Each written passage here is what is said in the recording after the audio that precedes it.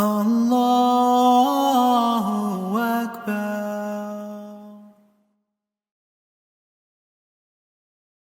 أعوذ بالله من الشيطان الرجيم. بسم الله الرحمن الرحيم. الحمد لله رب العالمين، وأشهد أن لا إله إلا الله وحده لا شريك له، وأشهد أن محمدا عبده ورسوله، وأصلي وأسلم عليه وعلى آله وصحبه ومن تبعه بإحسان إلى يوم الدين. اللهم إني أسألك علما نافعا، اللهم إني أعوذ بك من علم لا ينفع، اللهم علمني ما ينفعني وانفعني بما علمتني وزدني علما نافعا يا كريم. رب اشرح لي صدري ويسر لي أمري واحلل عقدة من لساني يفقهوا قولي. ثم ما بعد. السلام عليكم ورحمة الله تعالى وبركاته. I'm really excited to see so many people here. That speaks of your willingness and desire to bring positive change and to be further closer to Allah subhanahu wa ta'ala. And may Allah accept our gathering and enable us to learn from one another, and we say Ameen. You see, Allah subhanahu wa ta'ala is our creator. When He created us into different forms, shapes. We look different, we behave different. We're so diverse that as a community we celebrate our diversity. At the same time, when we have aqidah and iman and akhlaq, virtues, and we guide our activities, we put our goals, that there is a home in the akhirah, that regardless of what I do in this world, my aim is to build and to ensure a home into akhirah. So some of us happen to be knowledgeable, some of us are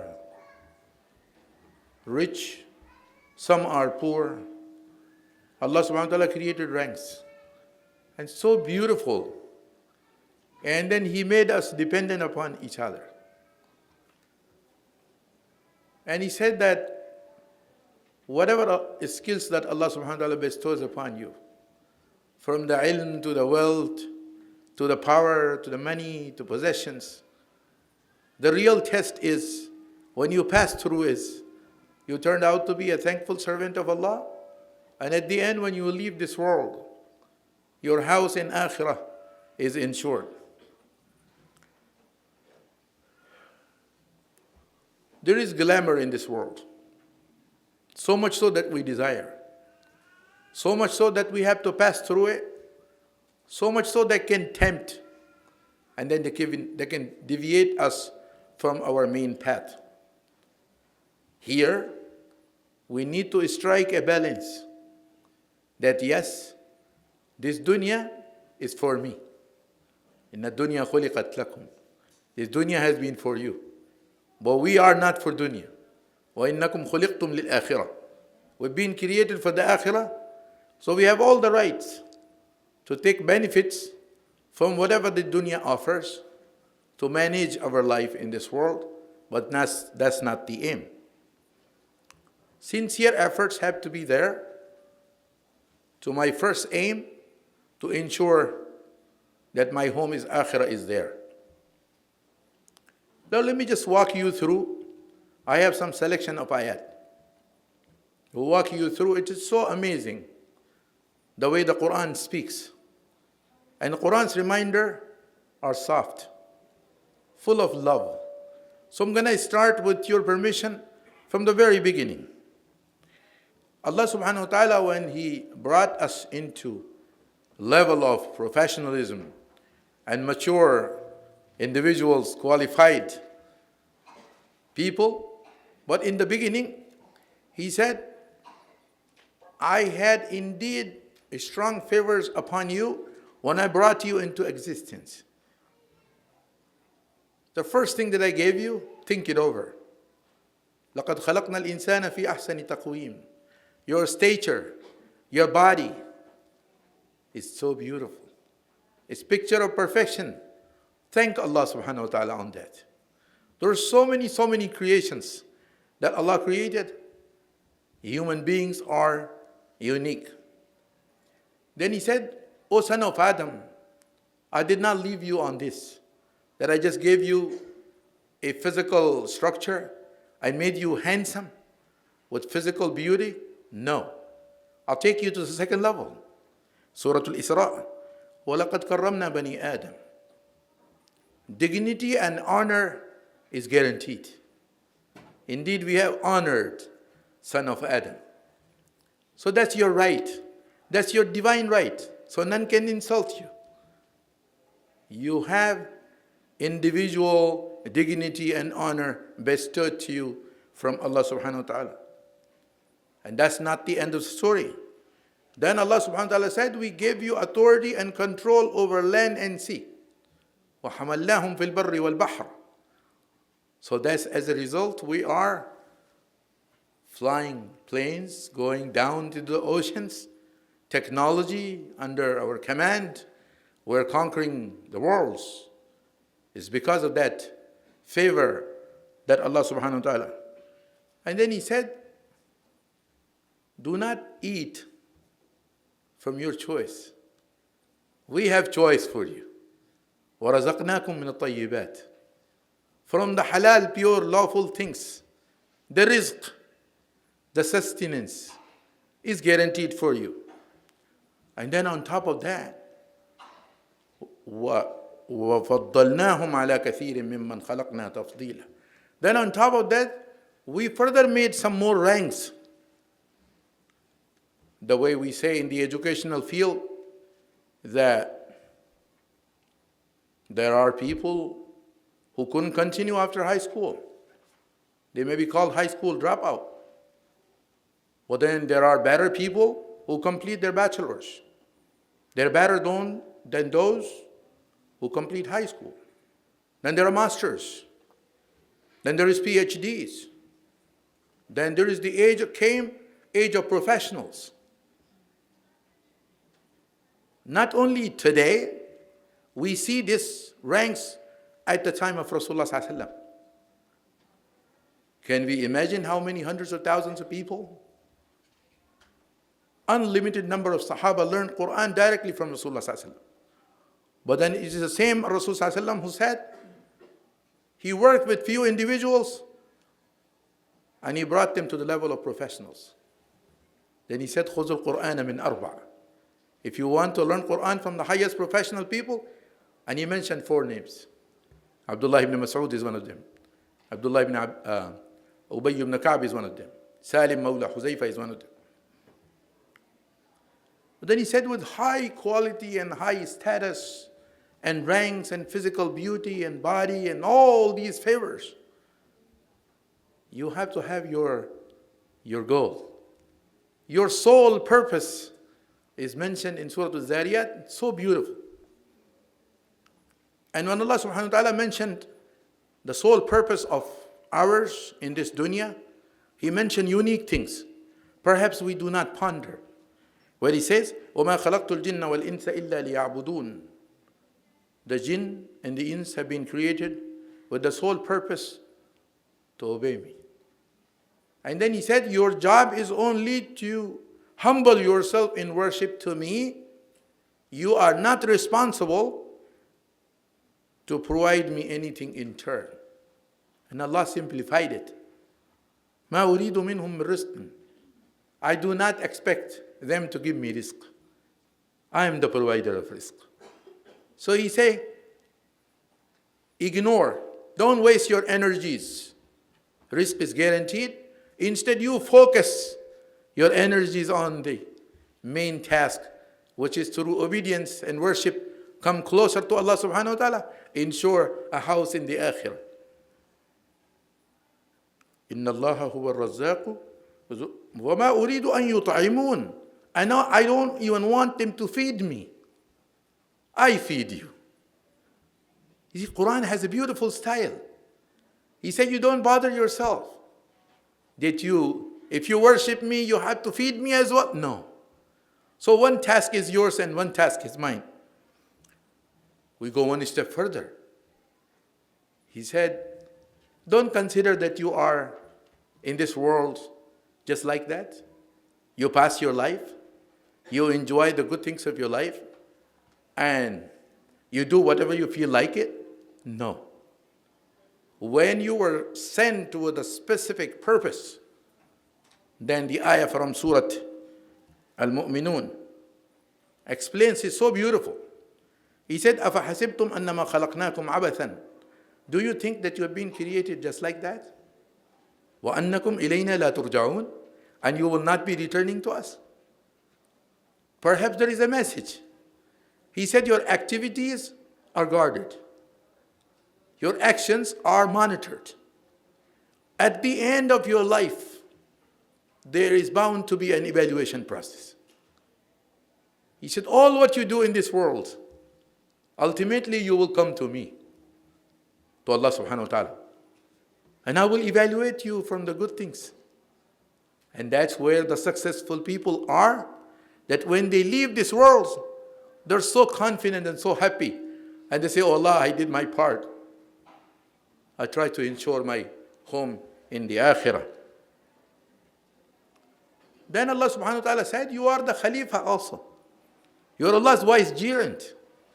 I put you with honor and dignity on earth to establish my deen. And you see two beautiful, simple responsibilities that he mentioned. He said, Kuntum khayra ummatin. You have to do anything and everything to qualify for the best possible ummah that ever raised. But you have to do two things. تَأْمُرُونَ بِالْمَعْرُوفِ وَتَنْهَوْنَ عَنِ الْمُنْكَرِ. To enjoin what is right. How can I and you enjoin what is right unless I know what is right? I study what is right. I identify what is right. So that I can go around and educate my even children going to school and colleges here. So that's where we will be promoter of goodness. Those who establish goodness wherever they go. And that's why we hear so many times that Islam is spread with conduct. So we have to be symbol of goodness. تَأْمُرُونَ بِالْمَعْرُوفِ. Say ma'roof is a permanent part of our personality. Because that ma'roof here in this dunya will build my home in the akhirah. I'm connecting every time. And so is an-nahyu anil munkar. You need to put your share for a complete elimination of the social evils from the society so that we are al-amir bil-ma'roof. And then because we're human, we love money. We love money. We love piles and piles of money. We want to be rich. We want to be more rich. We want to be filthy rich. Why? Because Allah subhanahu wa ta'ala said, وَتُحِبُّونَ الْمَالَ حُبًّا جَمًّا. That love of mal is in you. That's why you love. We don't just love like that. It's Allah subhanahu wa ta'ala. He wanted us. That love of this dunya is being put in my heart. So that how I can maintain balance. If I have all the love of this mal in my heart, then I am no more. I'm nowhere going to my straight path to reserve my seat in the akhirah. And then subhanAllah, Allah subhanahu wa ta'ala mentioned 6 items. And I really want you to give me your good attention. Surah Al-Imran. It's so beautiful. He mentioned 6 categories that in this dunya, humans have extreme love for these 6 items. Quran mentions that. زُيِّنَ لِلنَّاسِ حُبُّ الشَّهَوَاتِ مِنَ النِّسَاءِ. Beautified the desire for men, these 6 things. Number 1, مِنَ النِّسَاءِ. Men are attracted to women. We like women. This is from Allah subhanahu wa ta'ala. وَالْبَنِينَ. We love our children. That's the second category. There is no one who can say, I don't love my children. Yes, we do. وَالْقَنَاطِيرِ الْمُقَنْطَرَةِ مِنَ الذَّهَبِ وَالْفِضَّةِ. And we want to have piles and piles of gold and silver. We remember the story of that Bani Israel? He said, Ya Allah, can you just give me one value of gold? And then I won't ask for it. And he woke up the next morning, find himself in a valley of gold. And he said, Ya Allah, you're so kind. Can you just give me one more? He just give me one more, Ya Allah. So Allah gave him one more. And then he said, Ya Allah, you're so loving. You're so kind. Ya Allah, just give me one more. And the conclusion of the hadith is that there is greed, there is tama. And that leads to me and you being unthankful to Allah subhanahu wa ta'ala. I'm going to tell you something so beautiful about this thankfulness and unthankfulness. He said, يَمْلَأُ فَاهُ إِلَّا التُّرَابِ. His mouth will be filled with nothing but dust. One day he was found dead, leaving behind everything. So that's a desire. And then he said, وَالْخَيْلِ الْمُسَوَّمَةِ. Fine branded horses. People would like to have the horses. وَالْأَنْعَامِ. Cattle is one of them, from the 6 items. وَالْحَرْثِ. And the tilled land. People would like to possess land. And if you were to ponder in these 6 items, yes, we do have a lot of love with regards, and it has to be true because it is from Allah subhanahu wa ta'ala. And then Allah, at the small section of the ayah, He said, look at all where you feel proud to possess that. ذَلِكَ مَتَاعُ الْحَيَاةِ الدُّنْيا. This is just a mata' that dunya offers. وَاللَّهُ عِنْدَهُ حُسْنُ الْمَآبِ. Of course you have a right to possess, to own, to enjoy. But remember, the best of the return is in the life of the hereafter. And in the conclusion, it is my desire and it is your desire. And it is every Muslim's desire.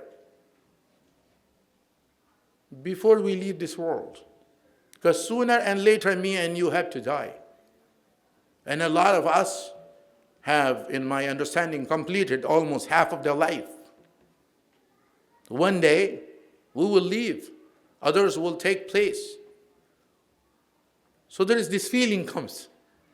He said, oh Allah, motivate me, inspire me, encourage me, enable me to do whatever it takes to enjoy all the bounties and favor that you gave me in this dunya. But at the end, when I reach in the life of hereafter, you tell me, look at this house, this is for you, that you earn through your mal and the richness and the favors that I gave you.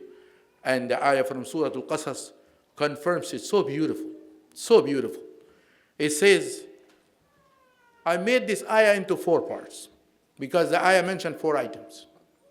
Number 1, وَابْتَغِ فِي مَا آتَاكَ اللَّهُ الدَّارَ الْآخِرَةِ. From all that Allah gave you, seek the house in the akhirah. From your home, from your possessions, from your wealth, from your belongings, from your children. Because you are for the akhirah and this dunya is for you. If you keep on remembering that. 2, وَلَا تَنْسَ نَصِيبَكَ مِنَ الدُّنْيا. But at the same time, do not forget to take your share from this dunya. Something that benefits you. Take it. Something that makes you fulfill Allah's obligation in the best possible manner. Take it. If you need a better car that will take you in a quicker distance and help you worship Allah subhanahu wa ta'ala and to please Him in the best possible manner, the alarm that you waken you up for Sahur, the Ramadan is coming. My point is, take every share that you think will help you and do not forget your share. And then, always remember, Allah has been kind to you. Allah has been kind to you. He is not punishing you. He is not punishing you. He is not questioning you. So you keep on doing this, which is the 3rd part of the ayah. وَأَحْسِنْ كَمَا أَحْسَنَ اللَّهُ إِلَيْكَ. And be kind to other people as Allah has been kind to you. Allah has been kind to you, giving you. And you say, I was telling the children, I said, this brain is a gift of Allah subhanahu wa ta'ala. And subhanallah, Allah is wise and powerful. Had He wanted, He would have fixed the brain anywhere inside the body. In my belly, in my cheeks, behind my ears, in the back, anywhere. It may sound funny though, but Allah subhanahu wa ta'ala fixed the brain right here. And He said, this is something so precious, so nice. Use it wisely. And when you humble your honored part down to the sujood, this was given to you for primarily doing three things. This is what I told children. I said Allah subhanahu wa ta'ala gave me a high quality brain to think and to understand and to make the right choices. And if we take the right choices with my brain, that's where I pass on to this ocean of this dunya, all the way down to ensure my home in the akhirah. We look at Abu Bakr as-Siddiq radiallahu anhu, a successful businessman, a highly respected man in Mecca. And the Rasul sallallahu alaihi wasallam wanted how much love he has for the dunya. He brought all what he has. And he said, "Oh Abu Bakr, what did you leave behind?" He said, Ya Rasulullah, at my home, I left Allah and His Messenger at my home. I brought everything for you. So he earned the home in the akhirah by giving everything. That's how we do. This Umar ibn al-Khattab brought half of his wealth. And this Uthman ibn Affan radiallahu anhu, subhanallah, I was wondering that from the 10 Asharatul Mubashirin, so many of them are rich. Uthman is one of the 10. He's rich. Talha is rich. Abdurrahman ibn Auf is rich. And they're not like ordinarily rich. They're like filthy rich from today's perspective. This Abdurrahman ibn Auf, he used to sit outside of his warehouse sewing his shoe. And this man comes to him and he said, Rasulullah sent me to you to help me. He said, what do you need? He said, some rice, some animals. He said, go back and take whatever you want, because I am not the servant of my wealth. I am the leader of my wealth.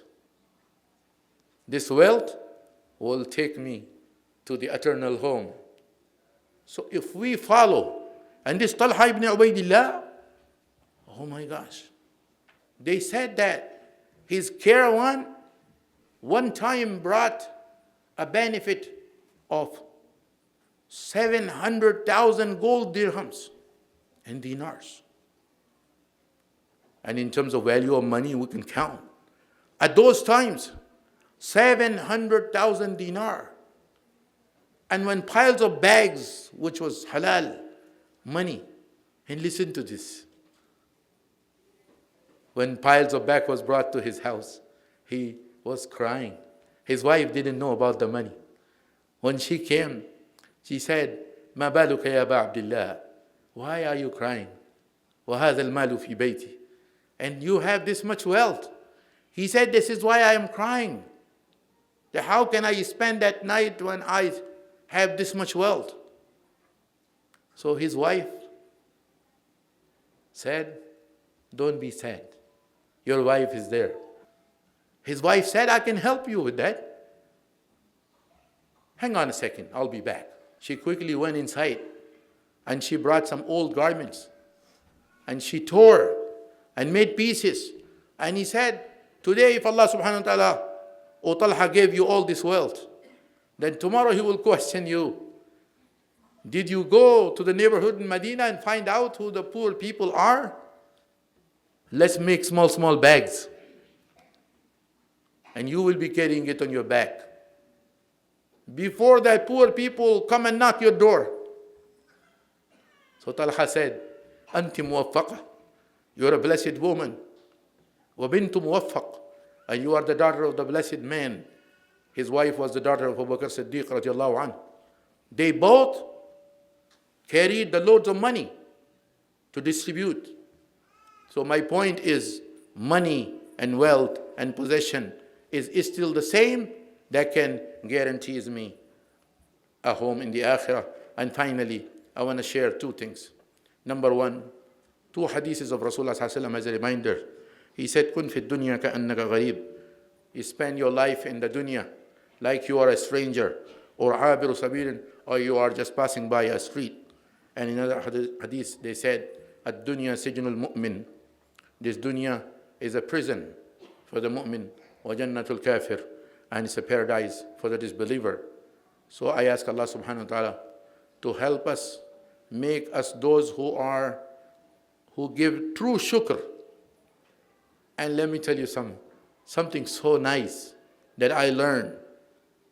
Allah subhanahu wa ta'ala talks about shukr in Surah Ibrahim.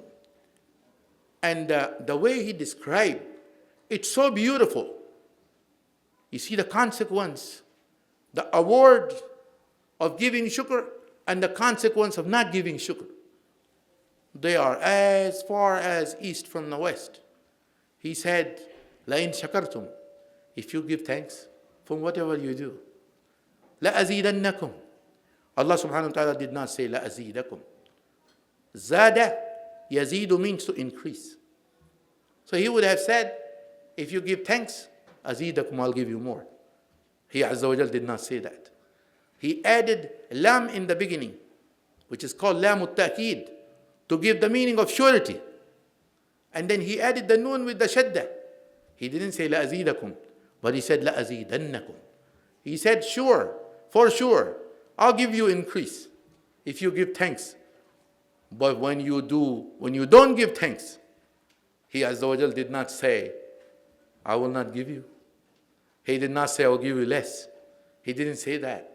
He didn't even say, I will not give you increase instantly, I'll give you later.